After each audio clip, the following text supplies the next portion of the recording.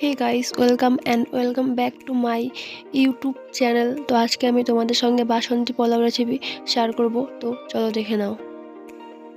এখানে আমি 3 কাপের মতো গোবিন্দ ভোগ চাল নিয়েছি। তারপরে চালটিকে ভালো করে ধুয়ে নিতে হবে। চালটি যত ভালো করে ধুবেন তত ভালো হবে। তারপরে চালটিকে ছাঁকনির মধ্যে দিয়ে 10 মিনিটের মতো রেখে দিতে হবে। পোলাওটি তৈরি করার জন্য এখানে নিয়েছি আমি আদা বাটা, 2টো লঙ্কা, তেজপাতা, হলুদ গুঁড়ো, লবণ, লবঙ্গ, এলাচ এবং দারচিনি। আর নিয়েছি কাজু কিশমিশ, সানরাইজের গরম মশলা আর ঘি। তো চালটি আমরা প্রায় ঝরঝর হয়ে গেছে। তারপরে এখানে পরিমাণ মতো ঘি, হলুদ গুঁড়ো, গরম মশলা গুঁড়ো, লবণ দিয়ে ভালো করে মেখে নিতে হবে।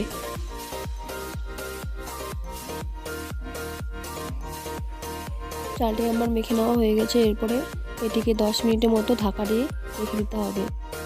তারপরে গ্যাসের মধ্যে কড়াই বসিয়ে কড়াইটিকে ভালো মতো গরম করে নিয়ে তাতে পরিমাণ মতো ঘি দিয়ে কাজু ও কিশমিশগুলোকে ভালো মতো ভেজে নিতে হবে। তো আমার কাজু ও কিশমিশ ভেজে নেওয়া হয়ে গেছে।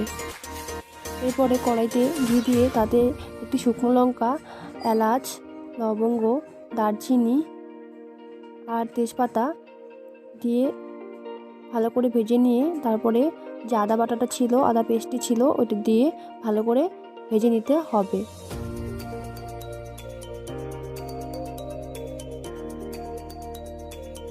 মশলাগুলিকে ভেজে নেওয়ার পরে চালটি কড়াইয়ের মধ্যে দিয়ে 8 থেকে 10 মিনিটের মতো ভেজে নিতে হবে।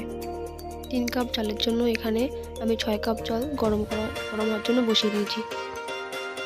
চালটিকে 8 থেকে 10 মিনিটের মতো ভেজে নেওয়ার পরে প্রচণ্ড গরম জলটি আমি চালের মধ্যে ঢেলে দিলাম।